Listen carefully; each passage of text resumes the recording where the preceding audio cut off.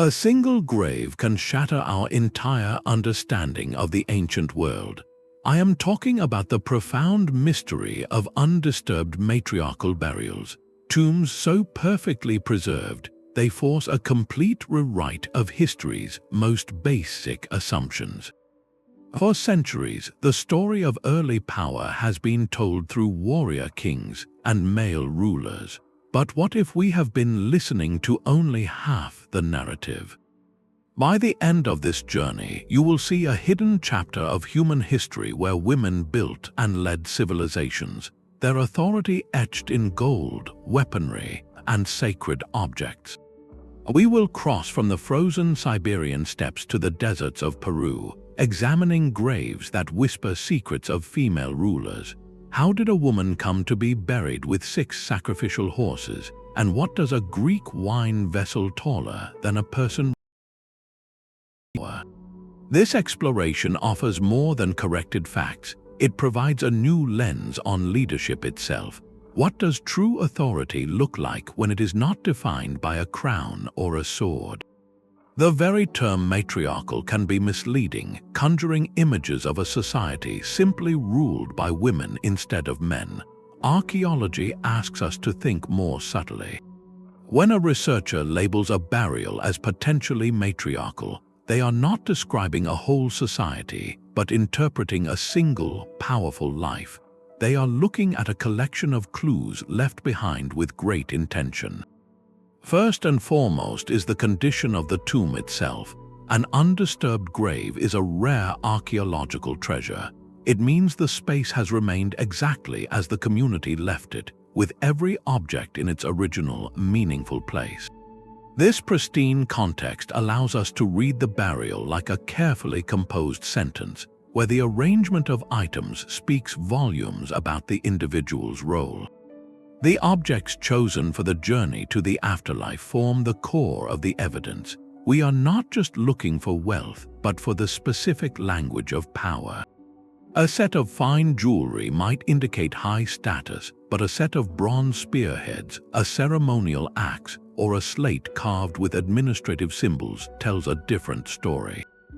These are artifacts of authority, of decision-making, of connection to the spiritual realm or the defense of the community. Even the body itself holds clues. Osteological analysis, the study of skeletal remains, can reveal a life history.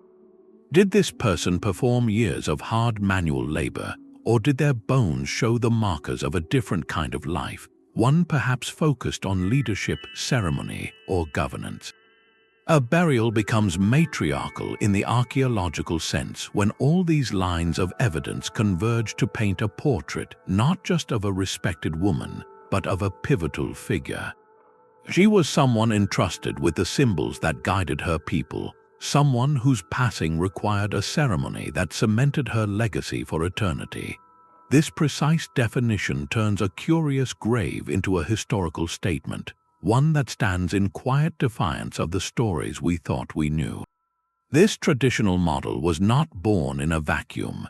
It emerged from the soil of a specific time, shaped by the worldviews of the scholars who first began to systematically dig up the past. The 19th and 20th centuries were eras dominated by empires and industrial nation-states, where power was visibly held by kings, generals, and presidents, all of them men. When archaeologists of that period unearthed grand tombs filled with golden treasures and arsenals of weapons, they naturally saw reflections of their own world. They saw warrior kings, the spectacular death mask of Tutankhamun, the royal standard of depicting chariots and soldiers. These discoveries seem to confirm a universal truth that complex society and male political authority were inseparable partners in human progress. This assumption became a filter through which all new evidence was viewed. If a society had social stratification, it was presumed to be patriarchal. If a burial contained weapons, the occupant must have been a male warrior. This framework was so strong it often dictated interpretation before the dirt was even brushed away. A stunning set of bronze daggers found in a grave would be immediately catalogued as a chieftain's arsenal, but if the skeletal analysis later revealed the remains were female, a curious shift in language would occur. Suddenly, the daggers were ceremonial objects, the wealth was inherited from a husband or father, and the high status was merely symbolic or religious. Political power implied by the grave goods was explained away because it did not fit the expected narrative. This is the profound bias these undisturbed female burials challenge. They are not just graves, they are perfectly preserved counter-arguments. Each one represents a moment where the ancient community itself defined what leadership looked like, and they placed those symbols of authority unambiguously with a woman. To find a female skeleton resting beside a ceremonial axe is to receive a direct message from the past, one that states her role was not peripheral but central. Our journey into these tombs is therefore more than an exploration. It is a quiet revolution in how we listen to history. We are learning to hear a different story, one that has been waiting in the earth for millennia, patiently contradicting our deepest assumptions about who gets to hold the reins of civilization. The Altai Mountains hold a secret within their permanent frost, a silent guardian of a story waiting to be told. In the high plateaus of Siberia, the ground never fully thaws. This permafrost created conditions so unique that when archaeologists carefully excavated a burial mound there, they found something miraculous. Time had not decayed the contents, it had suspended them. This was the tomb of a woman from the Pazyryk culture, a nomadic people of the steppe from around the 5th century before the Common Era. She has been called the Ice Princess, but that romantic name barely scratches the surface of her significance. Her burial chamber was a frozen tableau of immense honor. She wore a headdress nearly 3 feet tall, a striking declaration of rank that would have made her a visible focal point in life and in ceremony. Across her skin, preserved in stunning detail, were elaborate tattoos of fantastical animals, intricate art that likely narrated myths or marked important rites of passage. Among her possessions was a small ceremonial pouch containing cannabis, hinting at a role that bridged the physical and spiritual worlds, perhaps as a healer or a mediator with the divine. But the most profound statement of her standing was just outside the burial chamber. There, accompanying her on her final journey, were the complete bodies of 6 horses. In a nomadic culture where horses were the ultimate measure of wealth, mobility, and social power, this was not merely a gesture, it was a monumental display.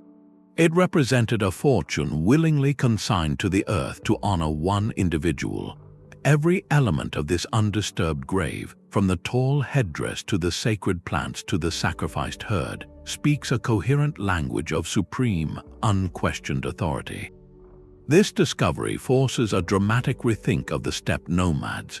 Historians long painted them as purely patriarchal, warrior-based societies where power was seized and held by men on horseback. Yet here, preserved by ice, is compelling evidence of a far more nuanced social structure. A woman could occupy the very pinnacle of this world, wielding what appears to be a blend of deep spiritual influence and formidable secular prestige. The Ice Princess does not just represent a powerful woman, she represents a different kind of power altogether, one that was recognized, revered, and ritually celebrated by her entire community. Her frozen tomb is a perfectly preserved argument against our oldest assumptions. Far from the Siberian ice, another desert held its breath for centuries. On the sun-baked plains of southern Peru, the Nasca culture left a mystery etched into the very earth, giant geoglyphs of animals and geometric shapes visible only from the sky. For generations, the question of who created these immense lines and why has captivated the world. The answer may not lie in the sky, but in a carefully sealed tomb at the culture's heart. At the ceremonial center of Cahuachi, archaeologists uncovered an undisturbed burial that changed the narrative. Here, resting for over 1700 years, was a woman scholars called the Priestess of Cahuachi. Her body was a testament to reverence, wrapped in layers of some of the most exquisite textiles ever produced in the ancient Americas, fabrics so fine they speak of a lifetime of elite status. But her grave goods told a deeper story. Alongside her were objects of immense spiritual power. Gold plaques shimmered and spondylus shells, a sacred red material painstakingly traded from the warm waters of distant Ecuador, were placed with care. These were not just valuables, they were direct connections to the divine, materials believed to hold life-giving force. Then came the more complex items, a collection that defines her true role. She was buried with a set of musical instruments, panpipes and drums, the very tools for creating the sacred soundscape of ritual. More striking were the carefully prepared trophy heads, which research suggests were likely taken from revered ancestors rather than enemies in conflict. This entire assemblage paints a portrait not of a passive elite, but of a master of ceremony. She was likely the key figure who orchestrated the rituals that bound her community to the cosmos, the person who may have directed the creation and use of the giant lines themselves as pathways for deities and ancestors. This single burial undermines a long-held assumption about pre-Columbian Andes, that ultimate authority rested solely with male warrior priests who combined military and religious power. The Priestess of Cahuachi presents a different model of leadership, one rooted in cosmological governance, in the vital maintenance of ritual life, and in a profound connection to the spirit world. Her undisturbed tomb suggests that in Nasca society, such responsibility could be embodied by a woman, making her not just a leader, but a linchpin holding the entire spiritual order of her world together. The scale of her influence becomes almost tangible when you stand before the objects from her tomb. The Vix burial in northeastern France is not merely a grave, it is a statement carved into the landscape, a massive earthen mound that dominated the horizon around 500 years before the Common Era. Inside this undisturbed chamber, archaeologists found the resting place of a woman in her 30s, now known as the Princess of Vix. But the title princess feels almost insufficient, a modern label struggling to contain the reality her grave goods proclaim.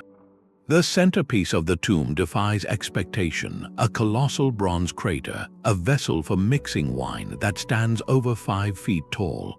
It is not a local product, but a masterpiece of Greek craftsmanship imported over hundreds of treacherous miles. To comprehend its meaning, you must understand the Celtic world. Power here was not consolidated in stone palaces, but in the Great Hall during the ritual of the feast. The one who controlled the distribution of food and drink, who could host lavishly and create bonds of loyalty through generosity, held true authority. This krater was the ultimate tool of that power. Its very presence signifies that this woman commanded the long-distance trade networks that connected temperate Europe to the Mediterranean civilizations. She had the wealth to acquire such a treasure and the social capital to use it, likely presiding over gatherings that wove the fabric of her community. Her other possessions reinforce this image of a multifaceted leader. A delicate gold diadem rested on her brow, a public symbol of her standing. Fine pottery from Greece and Etruria surrounded her, speaking to refined taste and continuous exchange. And then there was the ceremonial wagon, disassembled and placed in the tomb. In a society where mobility was both practical and prestigious, the wagon was more than transport. It was a throne on wheels, a platform from which she would have been seen and acknowledged. This assemblage completely upends the violent, hyper-masculine caricature of the Celts passed down by their Roman adversaries. The Vix princess reveals a sophisticated social structure where a woman could sit at the very center of a vast web of economic, political, and ritual life. She may have been a ruler, a high priestess, or both, a pivotal figure who translated Mediterranean luxury into local prestige, using a Greek wine vessel to perform a deeply Celtic act of leadership. Her burial does not just challenge our assumptions about gender, it challenges our entire understanding of how power was cultivated and displayed in Iron Age Europe. The story of a powerful queen controlling a legendary trade network is not just a biblical fable, it is an archaeological possibility emerging from the highlands of the Horn of Africa. For centuries, the Queen of Sheba has been a figure of myth, a symbol of exotic wealth and wisdom who visited King Solomon. Yet beneath this legendary veneer, archaeologists are uncovering a tangible historical reality that gives the story profound weight. In the regions that would become the Aksumite Empire in modern-day Ethiopia and Eritrea, researchers have found pre-Aksumite tombs that whisper of formidable female authority. While no burial can be definitively linked to the legendary queen herself, these undisturbed resting places offer something perhaps more valuable, a pattern. They reveal a political landscape where women could indeed command the very economic engines of their civilization. One such discovery is a tomb of a high-status woman buried with artifacts that speak of far-reaching influence. Intricate gold and bead jewelry adorned her, but more telling were the items pointing far beyond her local realm. Fragments of imported Roman glass and fine pottery suggest active participation in long-distance exchange. Most significantly, symbols associated with the control of trade routes, particularly the lucrative incense trade that funneled frankincense and myrrh from southern Arabia to the Mediterranean, have been found in these female contexts. This incense was not merely a pleasant scent. It was an ancient world commodity as valuable as oil, a substance required for every major religious ritual from Rome to Persia. To control its flow was to wield immense economic and political power. These burials suggest that women could sit at the apex of this system, negotiating with foreign merchants and amassing wealth that built kingdoms. This evidence weaves historical fact into the tapestry of myth. The legendary Queen of Sheba may represent a cultural memory of such rulers, a composite figure born from generations of women who actually governed these trade empires. Their undisturbed tombs challenge the persistent assumption that ancient mercantile states in the region were exclusively male domains. Instead, they paint a picture of a sophisticated political arena where leadership could transcend gender, vested in those who held the keys to economic prosperity and diplomatic relations with empires thousands of miles away. The Queen of the legend begins to feel less like a fantasy and more like a reflection of a forgotten truth, one still being unearthed from the sacred soil of Africa. But perhaps the most elegant challenge to our assumptions comes not from a tomb but from a wall. On the sun-drenched island of Crete, the ruins of the magnificent palace of Knossos whisper of the sophisticated Minoan civilization.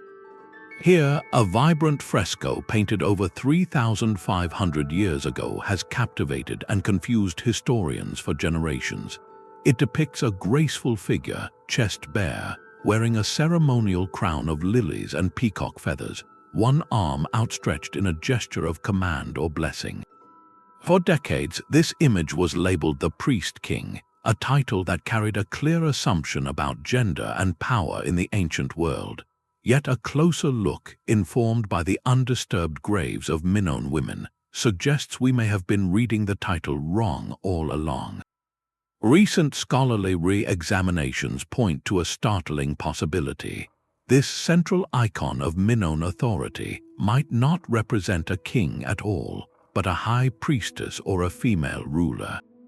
The evidence for this reinterpretation is woven throughout Minoan culture. Their art and artifacts show a profound focus on goddess worship and spiritual life, with female figures dominating religious scenes. They are shown presiding over rituals, handling sacred snakes, and standing at the center of elaborate ceremonies. This visual language is echoed in the island's burial sites. Graves of high-status Minoan women are found with objects that speak of layered influence. Intricate gold jewelry signals elite standing, but other items tell a more specific story. Carved seal stones used to imprint official marks on clay documents hint at control over administrative and economic matters. Symbols like the double axe, a potent religious emblem, point to direct involvement in spiritual leadership. When you place the fresco's figure within this context, the traditional label begins to feel like an assumption imposed from a later age. The lily crown and commanding posture align perfectly with the evidence of women who held both sacred and secular authority. This single artistic reinterpretation carries immense weight. It challenges the standard view of how Bronze Age Mediterranean palaces were run, suggesting a model where female power was not an exception but an integrated part of the state's fabric. Leadership here may have been exercised not from a throne built on military conquest, but from a seat of spiritual and economic stewardship, a concept that reshapes our understanding of what civilization could look like in its earliest forms. This pristine condition is the very foundation of our story. A looted tomb offers broken whispers, but an undisturbed grave speaks in a complete, unedited sentence. The difference is not merely one of luck, it is the difference between speculation and undeniable truth. When archaeologists find a burial chamber exactly as it was sealed millennia ago, they are granted a rare privilege, the ability to read the final wishes of a culture with perfect clarity. Every object rests in its intended place, each layer of soil tells a sequence of events, and the entire arrangement forms a deliberate composition. This integrity eliminates the guesswork that plagues so many sites. We do not have to wonder if a precious gold diadem was stolen from a neighboring tomb, or if a set of weapons was tossed in by later generations. We see the scene as the mourners left it, a frozen moment of profound respect and ritual meaning.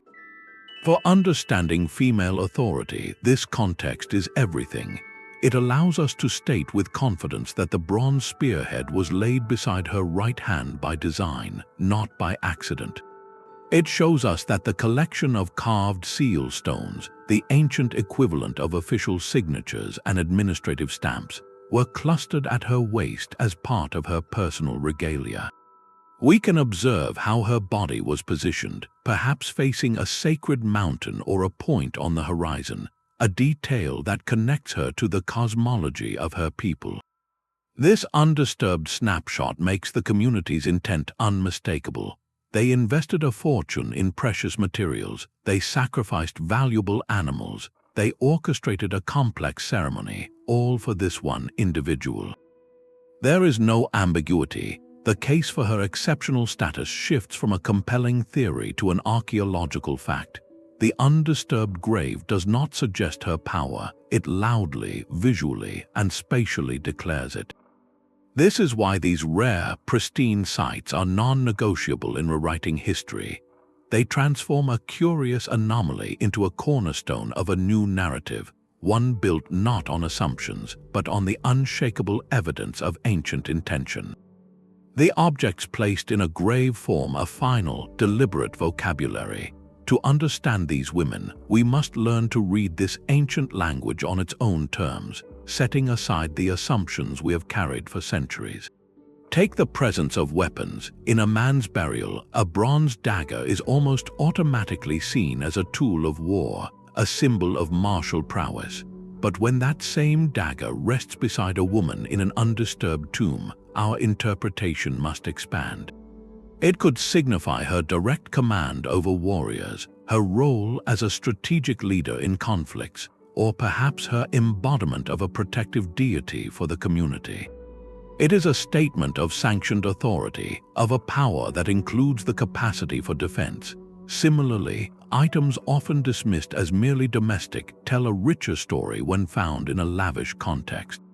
A finely carved spindle whorl or an ornate weaving tool in a chieftain's burial mound is not a simple household token.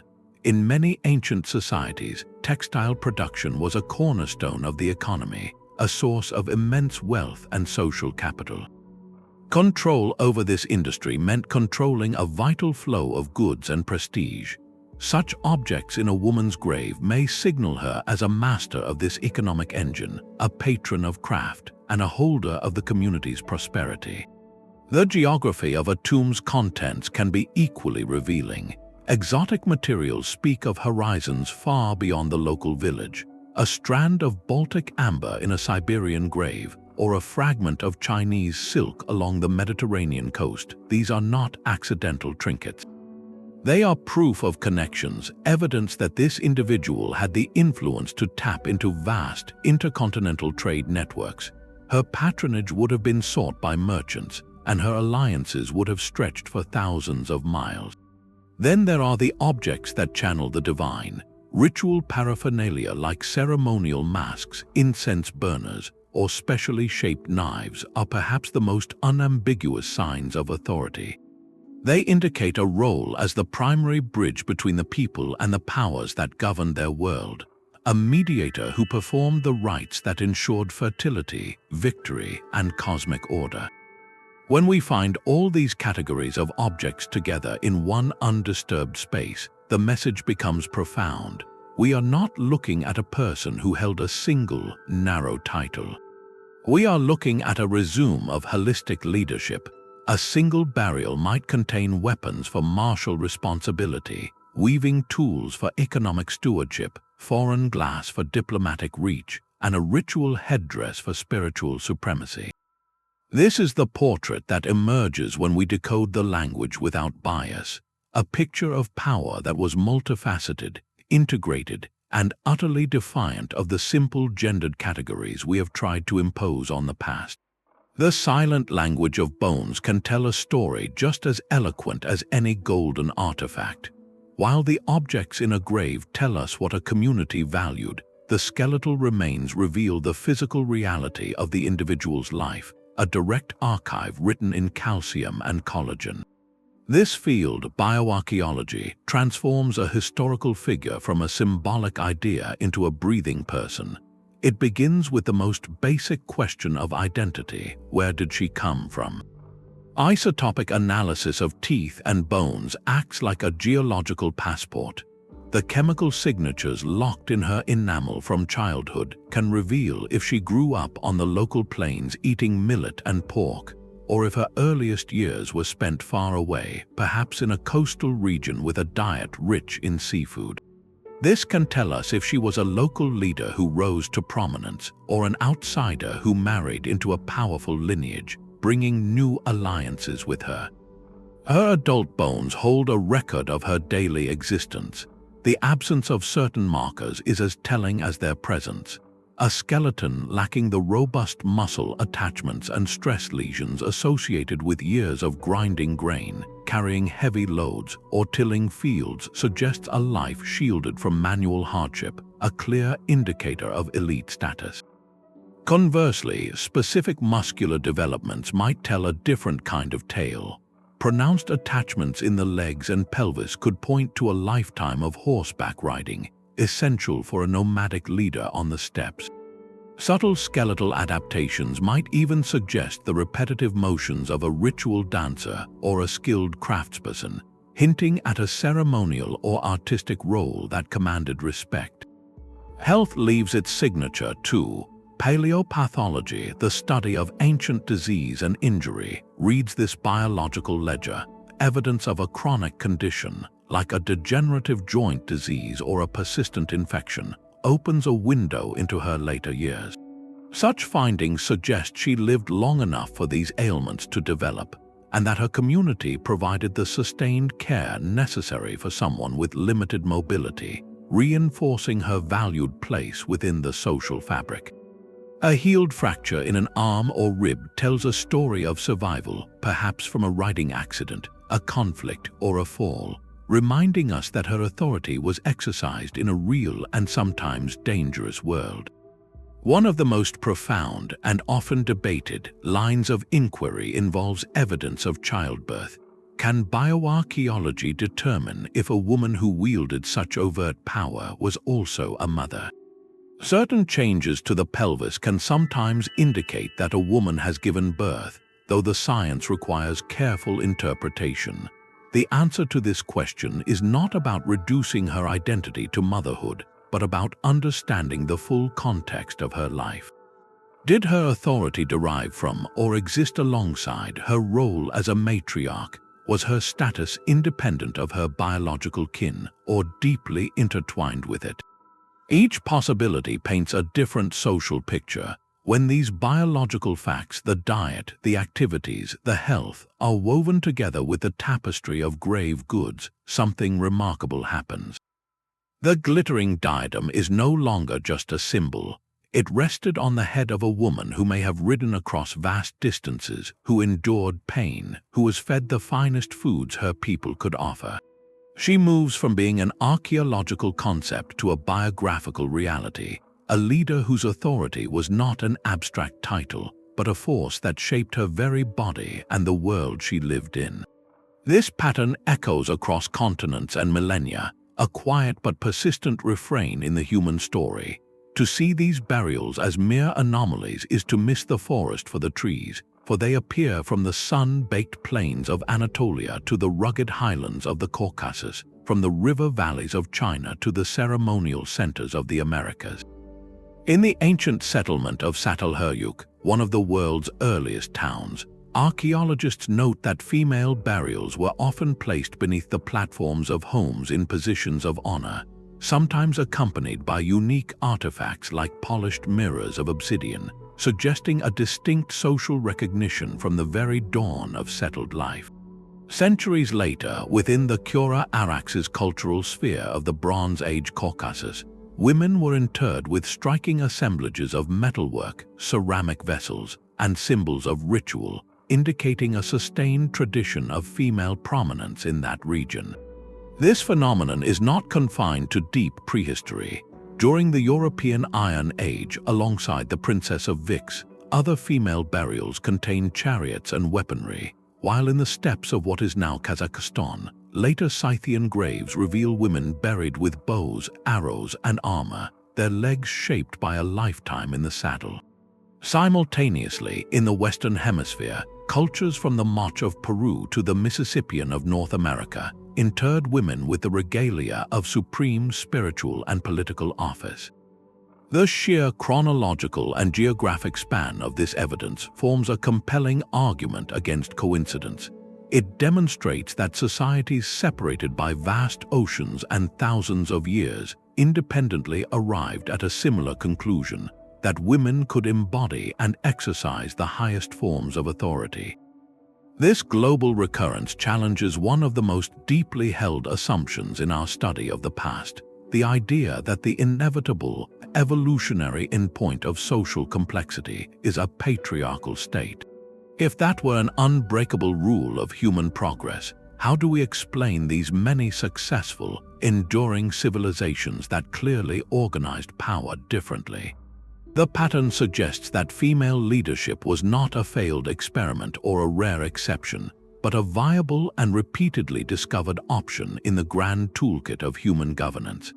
It presents a world where the path to power had multiple forks, and across the globe, communities often took the road less traveled in our modern textbooks, choosing to vest ultimate responsibility in the women who led them.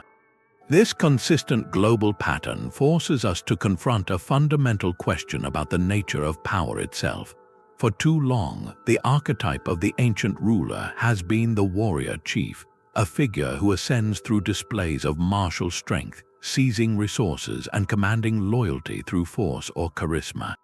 It is a model that feels familiar, echoing the stories we have told for centuries. Yet the women resting in these undisturbed tombs offer us a different blueprint for leadership, one that is no less powerful but profoundly distinct in its foundations.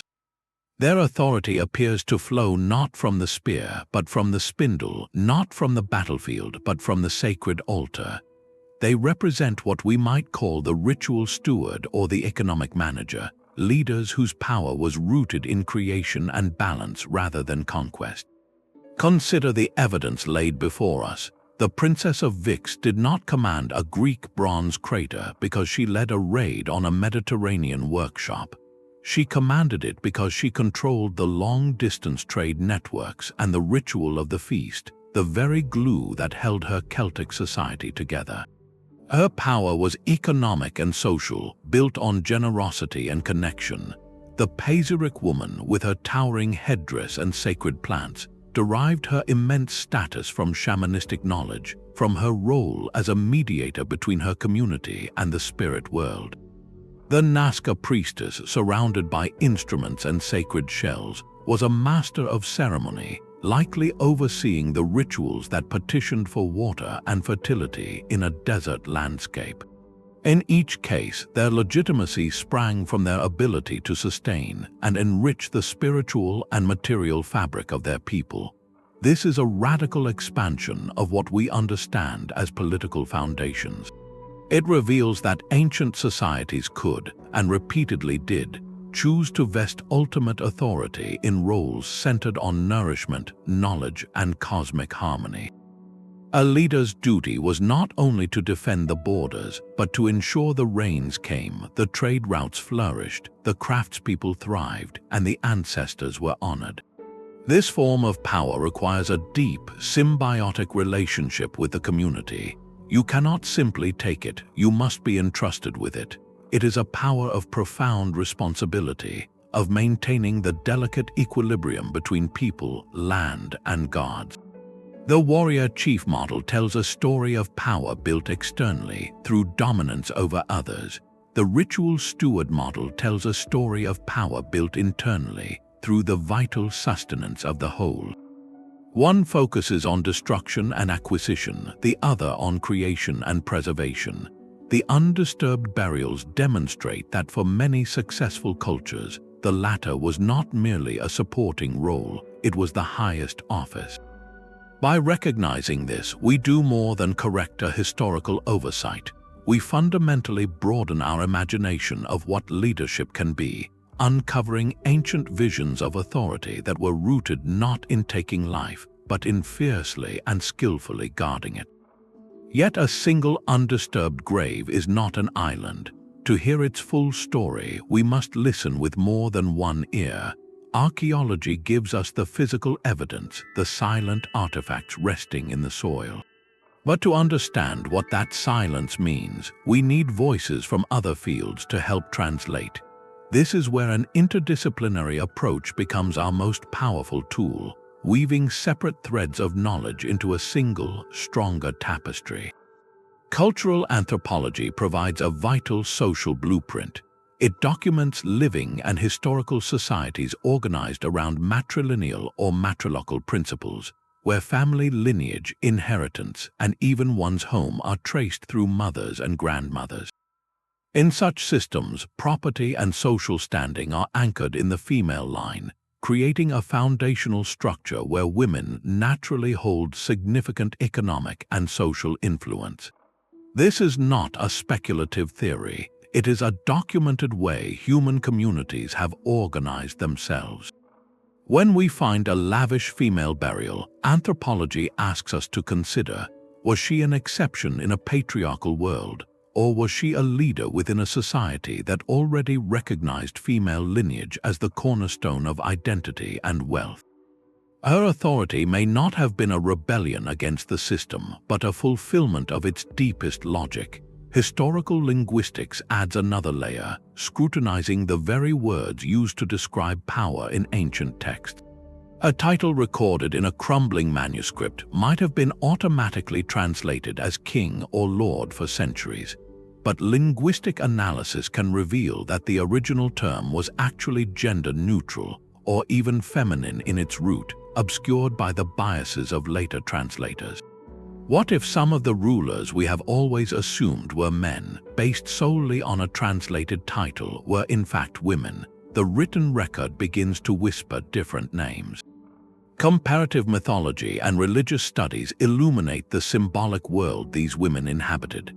Across the globe, from the Anatolian mother goddess Cybele to the Egyptian sovereign Isis, mythologies are replete with archetypes of female creators, lawgivers, and warriors. These are not mere stories, they are reflections of deep-seated cultural concepts about the nature of potency, wisdom, and generative power. A society that venerates a goddess as the source of cosmic order creates a cultural space where earthly female authority is not just possible but conceptually resonant. The ritual objects in a grave connect to this vast symbolic vocabulary. When we braid these strands together, the isolated burial transforms. It is no longer a puzzling artifact in a museum case. It becomes a clear, coherent node within a living network of beliefs, kinship rules, economic practices, and spiritual ideals. The woman buried with a ceremonial wagon was not an inexplicable queen in a land of kings. She was likely a pivotal figure in a matrilineal clan, her title perhaps preserved in a misunderstood chronicle, her authority reflecting a cosmology that honored feminine creative force. This holistic view stops us from treating her as a fascinating anomaly. Instead, it integrates her into the rich, complex, and varied story of human civilization, where many paths to power were not only imagined but walked. The very act of looking at the past is filtered through the lens of the present. This is the quiet, pervasive bias of interpretation, a force so subtle it can turn a crown into a trinket and a ruler into a footnote. For generations, the field of archaeology was shaped by a specific worldview. Its pioneers were predominantly men from societies where formal power was publicly held by men. When these scholars encountered the ancient world, they often saw a reflection of their own. This unconscious expectation became a powerful filter, systematically reshaping what the evidence could mean. A stunning gold diadem found in a woman's grave might be catalogued in a report as a piece of fine jewelry, a personal adornment. The possibility that it was a coronet, a public symbol of office, was frequently not even considered. Similarly, a collection of carved seal stones, the ancient equivalent of official signatures and stamps of authority, discovered beside a female skeleton, posed a cognitive dilemma. The simpler explanation for many early researchers was that she was merely safeguarding her husband's or father's administrative tools, not that she herself wielded them. The most telling example lies with weapons. The discovery of a bronze sword, a quiver of arrows, or a ceremonial axe in a burial would immediately lead to the assumption of a male warrior. Only later, when skeletal analysis was performed or revisited, would the biological sex be confirmed as female. At that point, a curious shift occurred. The narrative would change to accommodate the bias. The weapons became ceremonial objects, never used in conflict. The status was explained as inherited or honorary. The evidence was forced to fit the expectation, a classic case of confirmation bias that systematically downgraded female authority in the historical record. This was not a conspiracy, but a shared blind spot, a set of assumptions so deeply ingrained they felt like natural law. The turning point began with a simple yet revolutionary change: the inclusion of more diverse perspectives in the field. As more women and scholars from varied backgrounds entered archaeology, they brought new questions to old evidence. They looked at the same gold diadem, the same cache of seals, the same arsenal of weapons, and asked, why not? Why could this not be a symbol of rule? Why could she not have controlled trade and administration?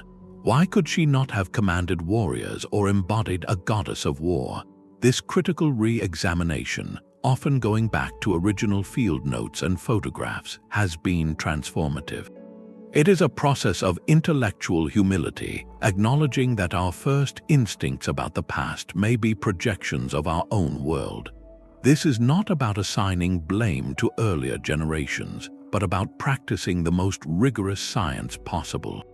True understanding requires us to constantly interrogate our assumptions, to let the undisturbed context be our primary guide.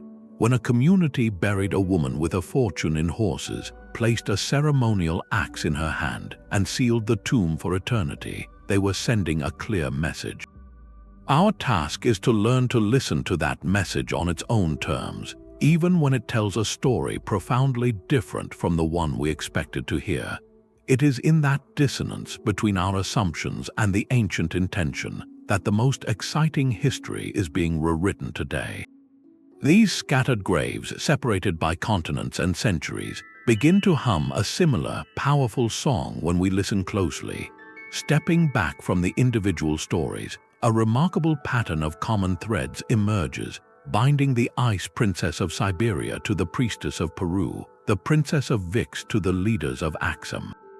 These are not isolated accidents of history, but repeated discoveries of a specific blueprint for authority. The first and perhaps most resonant thread is a profound connection to the sacred. Nearly every one of these women was buried with objects that served as keys to the spiritual world. Whether it was the cannabis pouch of the Pazyryk woman, the ceremonial panpipes and sacred shells of the Nasca priestess, or the ritual wagon of the Vix princess, their graves are filled with the tools of ceremony. This suggests their power was at its core spiritually legitimized.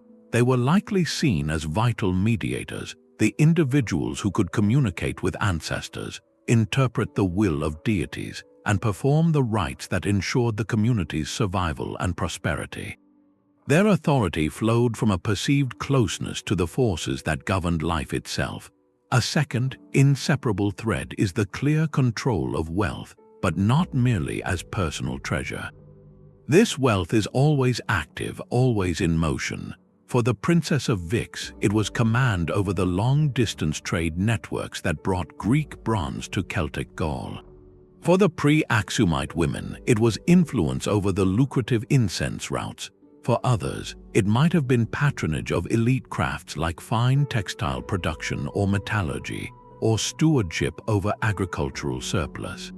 This economic acumen was not a separate pursuit from leadership, it was its foundation. The ability to generate, manage, and redistribute wealth is what built alliances, funded ceremonies, and sustained the community. Her grave goods are the final inventory of that economic engine, proof that she sat at its very center. Then we encounter the symbols that deliberately transcend our expectations. The presence of weapons in a female burial is the most striking example. A bronze spearhead or a quiver of arrows placed beside a woman challenges the simplest warrior-king narrative. It forces us to expand our definition of what those weapons represented.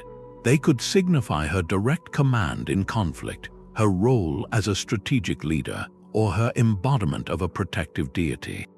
Similarly, regalia like towering headdresses or golden diadems found in these contexts were not just personal jewelry, they were public, ceremonial uniforms of office. They communicated her role to everyone in life and in death, asserting a status that went beyond local gender norms. The biological evidence adds a deeply human layer to this blueprint. Analysis of skeletal remains consistently points to a high-quality diet and a life largely free from the bone-deforming strain of relentless agrarian labor. The isotopic signatures in their teeth and bones often show access to the best foods available, whether that was meat, dairy, or imported delicacies. Their physical skeletons suggest a life of different exertions, perhaps riding, ceremonial dance, or governance, rather than tilling fields or grinding grain daily. This is not a trivial detail, it is concrete proof of their elevated station within the social hierarchy, a lifetime of being supported by the community they led. Finally, the most unambiguous statement of all is the burial act itself. The sheer communal investment speaks volumes. Consider the labor required to build a massive earthen mound like the one at Vix, to dig a deep chamber into frozen Siberian soil, or to orchestrate the sacrifice of 6 valuable horses. This was not a private family affair, it was a public, resource-intensive project. By committing such wealth and effort to her memorial, the community was doing more than saying goodbye. They were cementing her legacy, actively working to ensure her influence and memory would persist, perpetuating the social order she represented. When we weave these 5 threads together, a clear picture forms. While the surface details of culture differed wildly, the pathways to recognized female authority in the ancient world consistently converged on a powerful triad: spiritual legitimacy, economic acumen, and the ability to foster community cohesion. This was a blueprint for power that was both profoundly effective and deeply respected. It was a form of leadership rooted not in taking, but in sustaining, not in dominating, but in connecting. The undisturbed condition of these tombs allows us to see this blueprint not as a theory, but as a practiced reality, a repeated answer to the eternal human question of how to build a society that endures. This realization dismantles one of history's most persistent frameworks. For over a century, a simple, linear story shaped our view of social evolution. It suggested a universal march from primitive matriarchies to advanced patriarchal states, or a straight line from simple equality to complex rule by men. This tidy progression seemed logical, almost inevitable, but the undisturbed graves stand as permanent roadblocks on that imagined path. They prove that story is not just incomplete, it is fundamentally wrong. Human societies did not evolve along a single track toward a predetermined destination. Instead, the evidence points to a world of branching pathways, a multilinear journey where cultures experimented with countless forms of governance. Some branches developed political structures where female authority was central and celebrated, as these burials so vividly show. Other branches developed systems of shared or complementary power between genders. And yes, some branches developed the male-dominated hierarchies that later came to dominate the historical record and shape our assumptions. The critical insight is that no single model was the destined endpoint of progress. The path a society took was not predetermined by some law of social evolution, but was shaped by a complex interplay of local conditions. A community's relationship with its environment was a powerful force. In a harsh, resource-scarce landscape, did leadership coalesce around those who controlled long-distance trade for vital goods, a role women often mastered? In a stable, agricultural society, did authority become tied to land inheritance through the maternal line? Subsistence strategy mattered deeply. Were people nomadic herders, sedentary farmers, or coastal traders? Each way of life created different opportunities for influence and different criteria for leadership. Religious ideology provided the bedrock of legitimacy. A cosmology centered on a mother goddess or ancestral spirits naturally created a conceptual space for female spiritual and political authority. And we must never discount historical contingency, the unpredictable accidents of alliance, conflict, or individual charisma that could steer a culture onto a unique path. The women in these tombs did not rule in spite of their societies. They ruled because their societies had developed institutions that recognized and elevated their specific forms of power. Their graves are not anomalies, they are the flourishing endpoints of one of humanity's many successful social experiments. This perspective transforms our view of the past from a narrow highway into a vast, unexplored forest of possibilities. It reveals that for most of human history, political creativity was the norm. Countless systems of organization rose, thrived, and faded, leaving only faint echoes. The undisturbed burials are some of the clearest echoes we have, reminding us that what we call civilization was never a single invention, but a multitude of experiments in living together. This challenges us to see our own political present not as the inevitable result of history's march, but as just one possibility among many that were once vividly alive. The moment a trowel scrapes against undisturbed earth and reveals a glint of ancient gold, a clock starts ticking. It is the countdown to a headline, the careful, meticulous world of the archaeologist, where context is king and every speck of soil is data, is about to collide with the fast-paced, narrative-hungry engine of the global media. This collision is inevitable and often necessary. Public fascination fuels the funding that allows more digs to happen, and it brings these incredible stories out of academic journals and into our collective imagination. But something crucial can get lost in translation on that journey from the trench to the television screen. The nuanced, multifaceted portrait of a leader, built painstakingly over months of analysis, is frequently compressed into a single, sensational label. Warrior Princess found, Tomb of Ancient Queen unearthed. These headlines are magnetic, and they capture a fundamental truth: these women were extraordinary. Yet by focusing on just one facet of their identity, often the most conventionally exciting one, they can unintentionally create a new kind of stereotype. The warrior label, in particular, carries a heavy cultural weight. It immediately conjures images of combat, of physical dominance on a battlefield. For a public raised on stories of male conquerors, a warrior princess is a thrilling subversion, but it is also a familiar archetype, just with a different gender. The problem is that this lens can overshadow the very evidence that makes these burials so revolutionary. When we fixate on the sword in her hand, we might stop asking why it was placed there. Was it a symbol of her direct military command, or was it a representation of her role as a protective deity for her people, a spiritual guardian whose authority encompassed defense? The headline shouts warrior, but the quiet assemblage of artifacts around her whispers a more complex story. Alongside that sword, we might find the delicate scales of a trader, the carved seal stones of an administrator, the ritual vessels of a priestess.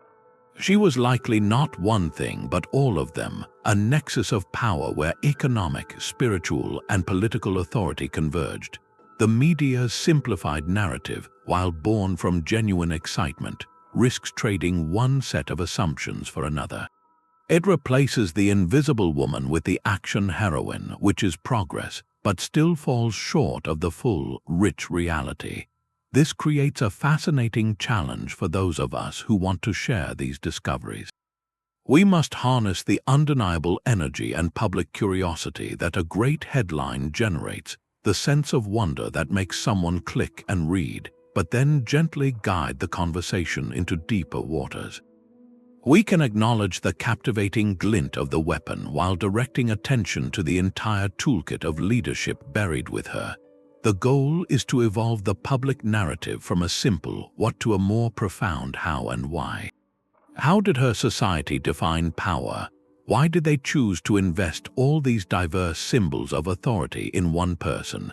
This shift moves us from spectacle to understanding, from a single remarkable individual to a revelation about the countless ways human communities have organized themselves.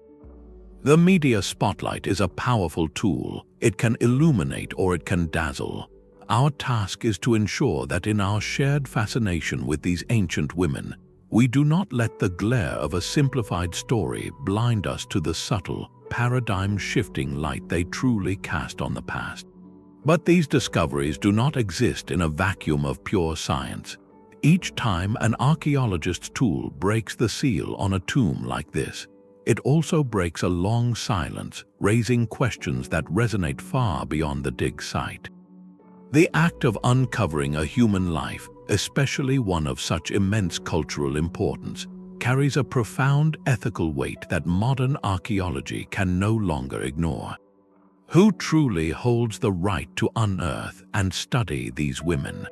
Is it the global scientific community seeking knowledge, or the descendant communities for whom these individuals are not subjects, but revered ancestors?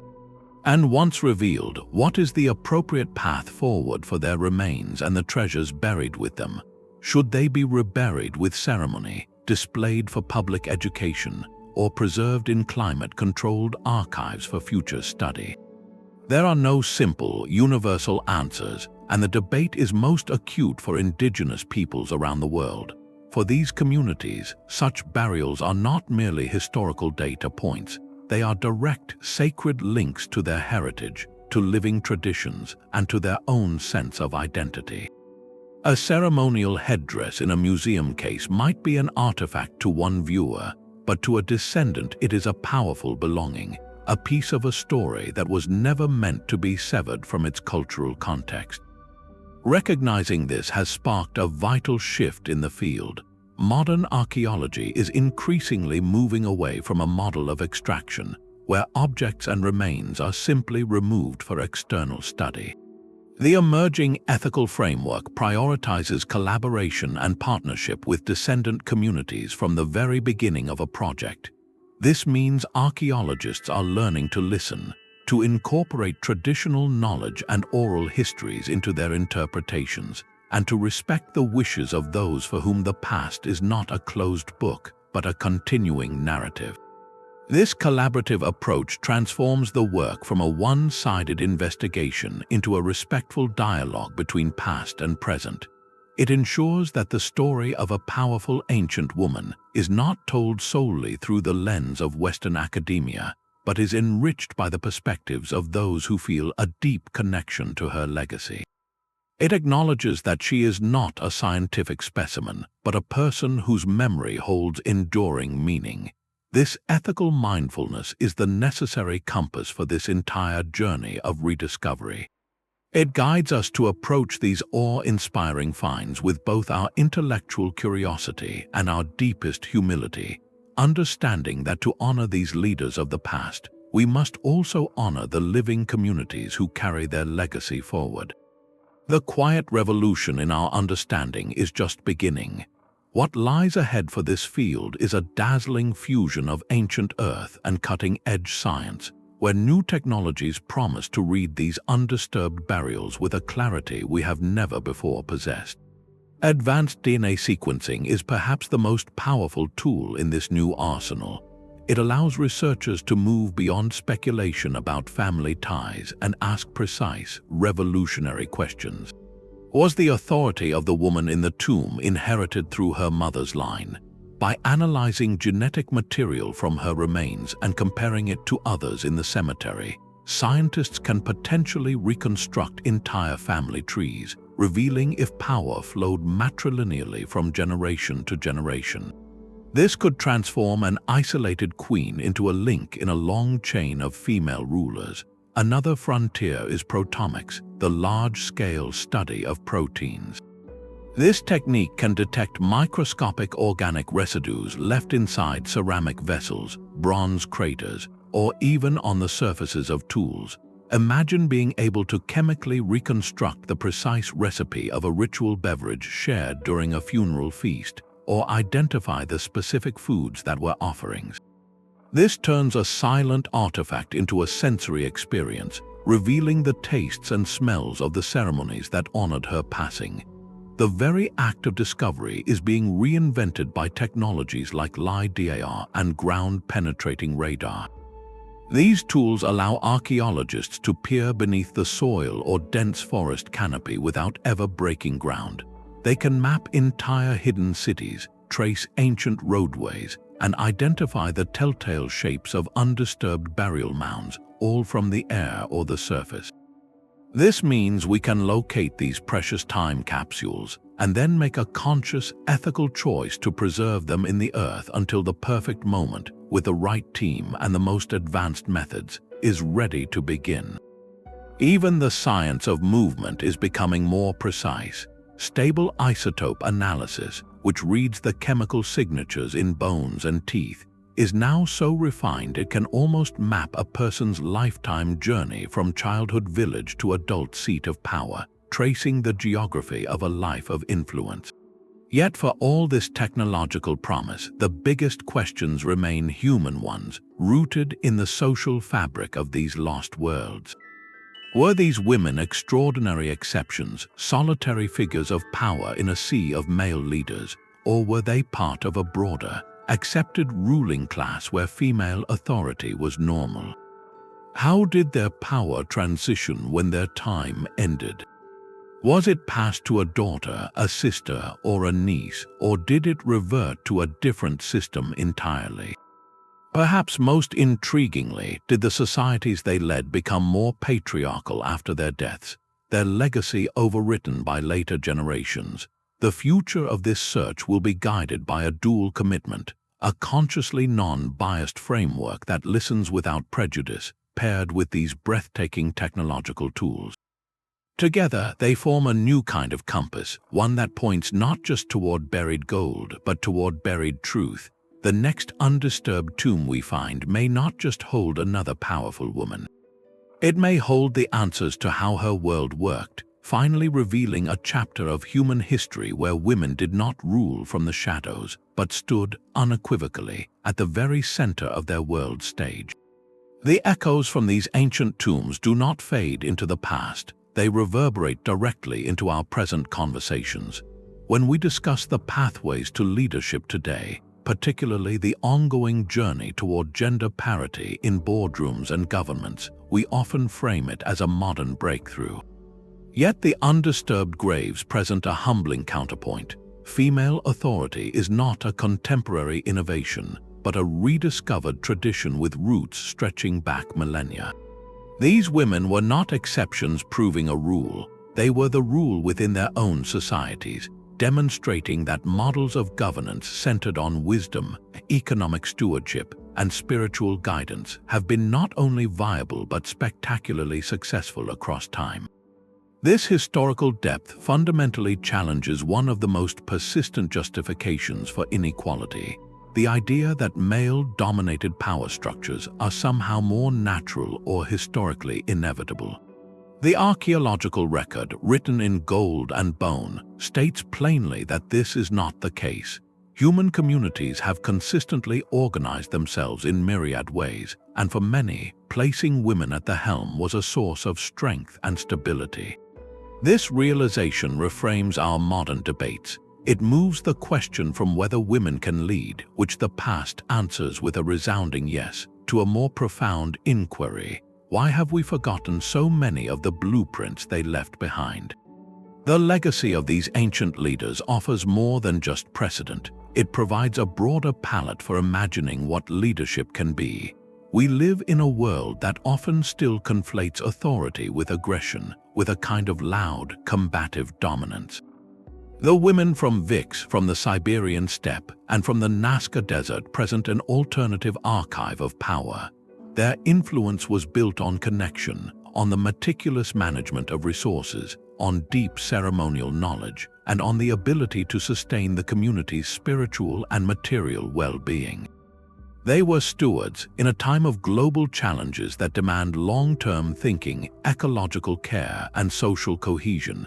These ancient models feel not just relevant but urgently instructive. They encourage us to expand our own definitions, to look for leaders who build bridges rather than walls, who cultivate abundance rather than merely seizing it. The undisturbed tombs are silent teachers. They ask us to recognize that the future of leadership might be found not in inventing something entirely new, but in remembering some of the oldest, most enduring forms of respect and governance our species has ever known. The contrast between ancient blueprints and modern realities invites a quiet moment of reflection. Look at the power structures that shape our world today, from the halls of government to the hierarchies of global corporations. How often do they mirror the classic warrior chief model, built on visible competition, direct command, and a focus on quarterly victories? Now hold that image beside the portraits emerging from the undisturbed tombs. The authority of the Vix princess was rooted in her vast trade network and her role as a host, a unifier. The Pazyryk woman's power flowed from spiritual knowledge and deep community connection. These were leaders who operated as stewards and coordinators, their success measured by the long-term health and cohesion of the whole group. This is not about labeling one model superior, but about recognizing that our contemporary toolkit for leadership feels surprisingly narrow when viewed against the expansive history we are uncovering. Notice where we see alternative models flourishing today. In fields like diplomacy, conflict resolution, and community organizing, the skills required are often those of the network manager, the bridge builder, the sustainer.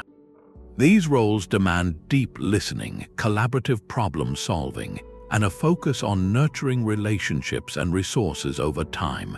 echoes of the ancient ritual coordinator who maintained cosmic and social balance. Many of the sectors where women have risen to prominent leadership roles in recent decades, such as education, healthcare, and nonprofit governance, inherently value these same stewardship principles. This is not a coincidence, but perhaps a return to a form of authority that has always been part of our human repertoire. The reflection asks us to consider not who leads, but how they lead. By rediscovering these diverse historical blueprints, we gain a richer vocabulary for what effective governance can look like.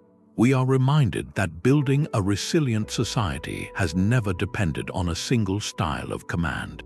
The past offers us a powerful gift, a broader imagination for the future, suggesting that the most enduring power may not shout from a battlefield, but grow quietly from the careful, connected work of sustaining the world we share. With public interest growing, a few persistent myths have begun to take root, clouding the clarity these burials offer. It is crucial to separate the evidence from the fiction, ensuring our fascination leads to understanding rather than oversimplification. First, these discoveries do not prove the existence of some global, peaceful matriarchy lost to time. That is a romantic ideal, not what the archaeology shows. Instead, each undisturbed grave offers a specific, localized instance of exceptionally high female status and recognized authority. They are data points, not a unified political manifesto from the past. Second, when archaeologists use the term matriarchal in this context, they are not describing a society where women dominated men in a simple reversal of patriarchy. The term refers to a structure where women could occupy the highest offices, where lineage might be traced through mothers, and where their forms of leadership were culturally validated. It describes a possibility, not a mirror image of later male-dominated states. A third common misconception swirls around the weapons. Finding a sword or a quiver of arrows in a woman's grave does not automatically make her a frontline combatant who fought in battles. While that is certainly possible, the symbolic meaning is often broader and more profound. Those weapons could represent her command over military forces, her strategic role as a decision-maker in conflicts, or her embodiment of a protective deity for the community. The axe in her hand might be a symbol of sanctioned judicial power, the right to make ultimate decisions, rather than a literal tool for warfare. We must read the entire context, not isolate a single dramatic item. Fourth, we must look past mere wealth. A burial filled with gold and jewels certainly indicates high status, but it does not by itself confirm overt political power. A beloved queen mother or a priestess could be interred with great riches. The true story is told by the type of goods. Distinguishing between personal adornment and the regalia of office is key. A stack of golden bracelets speaks of luxury, but a collection of carved seal stones used to authorize trade agreements or a ceremonial wagon used in public processions speaks of active administrative governance. The artifacts of rule are specific. They are the tools of management, ceremony, and connection. Finally, we must resist the urge to project our modern values onto these ancient lives. These women were not feminist icons in the 21st century sense. They were not consciously challenging a patriarchal system, because within their own cultural frameworks, their authority was likely a normal, integrated part of the social order. They operated within the beliefs, kinship rules, and spiritual understandings of their time. To paint them solely as rebels is to miss the point. Their power was legitimate because their society deemed it so. Our goal is not to recruit them for a modern cause, however noble, but to comprehend their world on its own terms. This requires setting aside both our outdated assumptions and our contemporary hopes, allowing the undisturbed arrangement of artifacts to guide us toward a more accurate and ultimately more respectful understanding of their true historical complexity. This history is not locked away in dusty archives. It is a living conversation, and you have a voice in it. engaging with these discoveries goes beyond passive watching. It becomes an active practice of seeing the past with new eyes. Your journey can begin with a simple shift in focus. Seek out the work of archaeologists and research institutions that specialize in bioarchaeology and gender archaeology.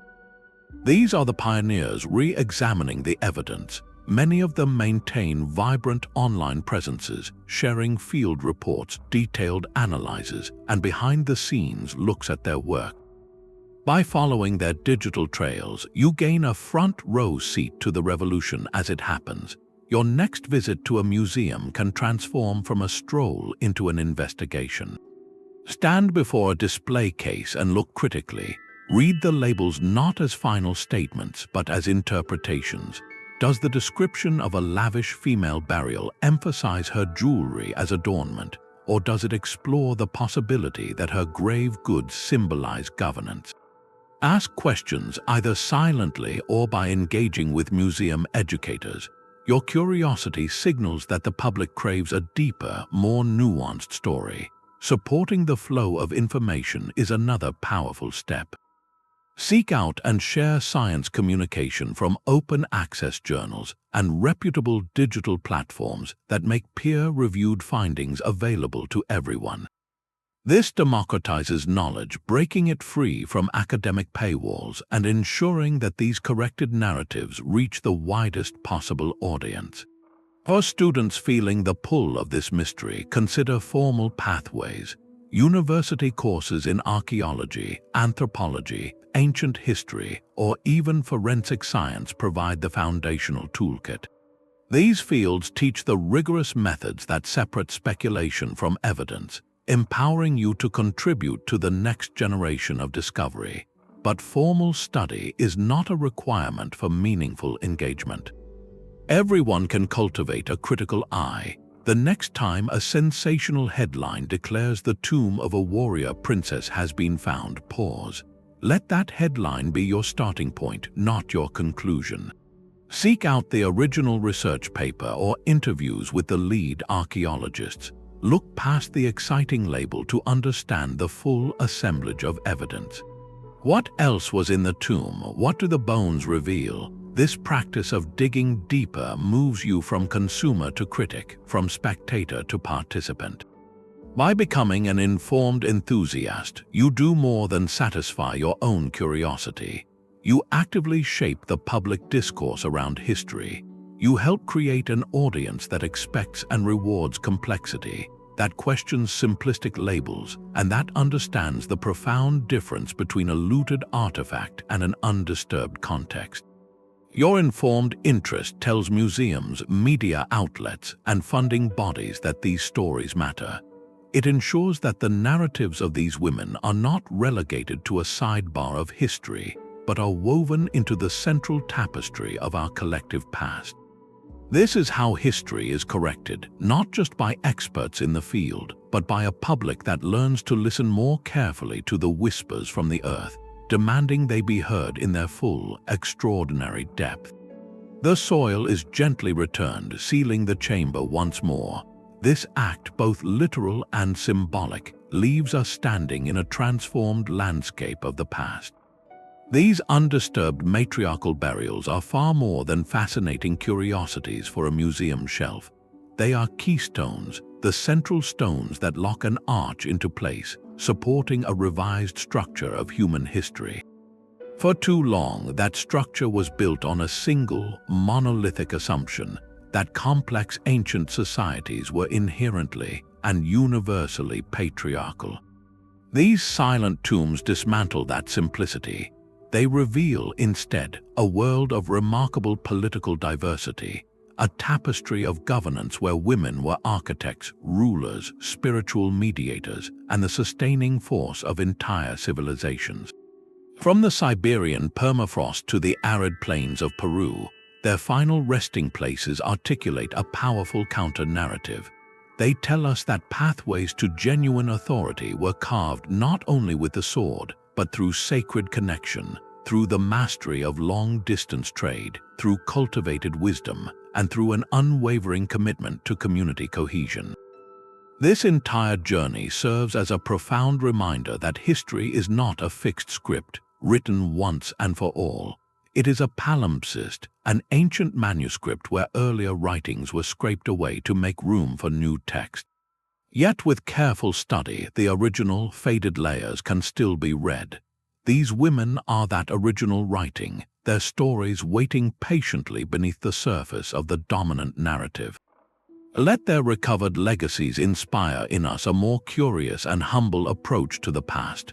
May they encourage us to question every inherited story, to seek out complexity where we have been offered simplicity, and to fully recognize that the epic story of human achievement was co-authored by leaders of all genders. Their authority, etched in gold and bone, invites us to reimagine not only where we have been, but all the possibilities of where we might yet go. If this re-examination of our shared past has resonated with you, consider subscribing for more journeys into the deepest mysteries history has to offer. We would love to hear your thoughts as well. Which of these powerful women from across the ages resonated most deeply with you? Share your reflections in the comments below.